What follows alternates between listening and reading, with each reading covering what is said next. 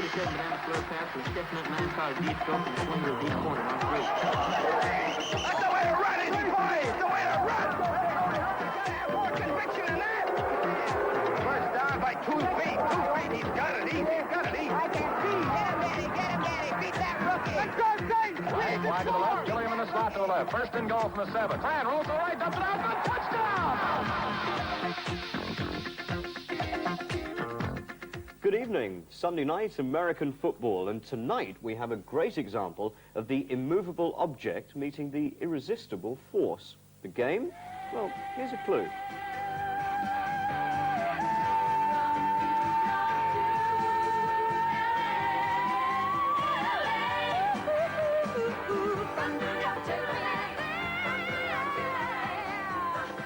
Yes, it's the New York Jets visiting the Los Angeles Raiders.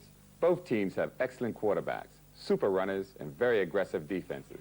So a humdinger of a game to look forward to, but just before that, a quick recap of last Sunday's first-round games. The Jets reached today's stage by traveling away from home to beat Cincinnati by 44-17. An easy victory, which included this 97-yard touchdown interception.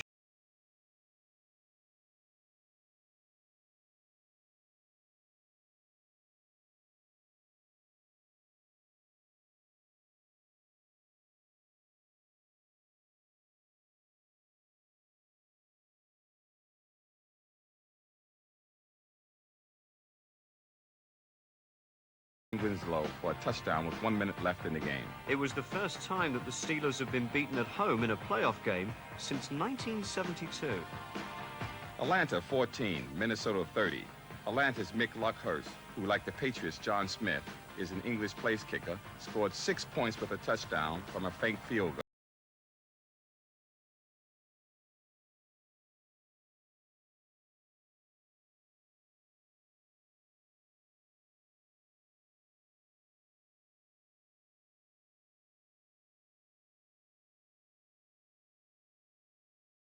It looked as though they would lose. But a 19-yard interception touchdown by rookie Monty Hunter took Dallas in front for the first time. And after that, the familiar Dallas machinery of Danny White and Tony Dorsett really got into gear. And all that means in the AFC, as we know, the Raiders will play the Jets. San Diego go to Miami. And in the NFC, Minnesota take on Washington. And Dallas will play host to Green Bay. Well, our Super Bowl competition is closed now, so it's all in the lap of the gods. But thank you for entering, and good luck. As the next headmaster, it really fascinates me to read the many letters our young fans send in, like this one from James Wright of Newcastle, who sent us this drawing of the Raiders number 80, and says he's trying to get better at writing. James, I think you're doing quite well. And many thanks to Sally Brading, age 6, for this work of art. Sally, I hope that's not me in the middle. Richard Heath of Aldershot sent us this picture of a Dallas-Miami clash, and he says he likes the cheerleaders. Richard, please watch the football and leave the cheerleaders to us. Yes.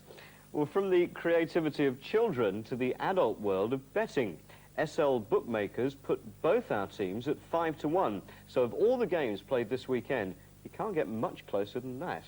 We thought you might like to see how the rest of the betting looks. The Cowboys are favorite at 5-2.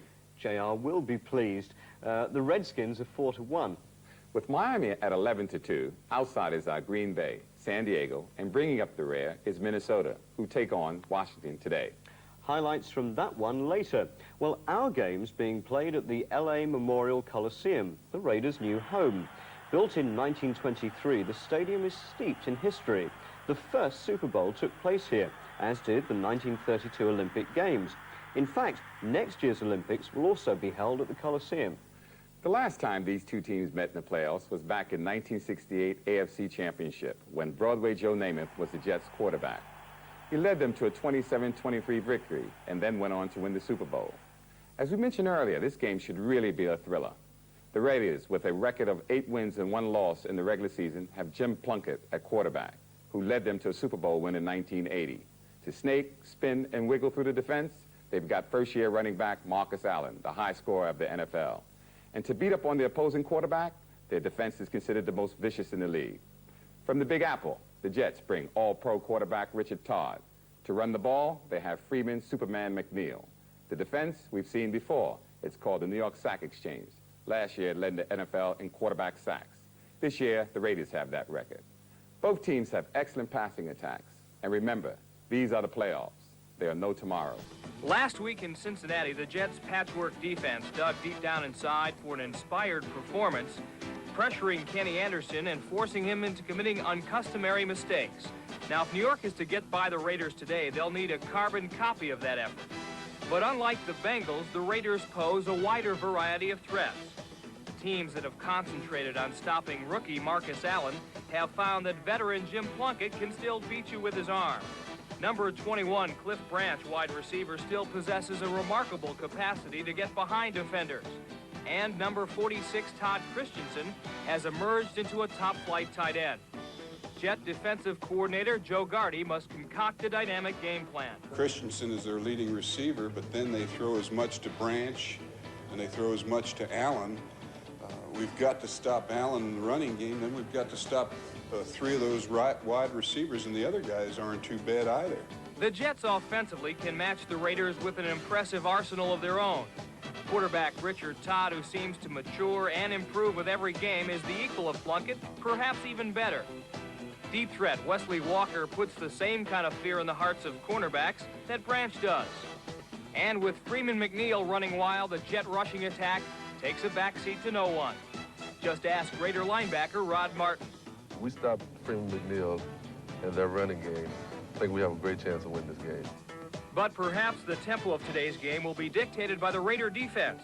Much improved over a year ago, they are the biggest hurdle that stands between the Jets and the AFC Championship game. We joined the NBC commentary team of Dick Enberg and Marilyn Olsen, our friends of the Rose Bowl.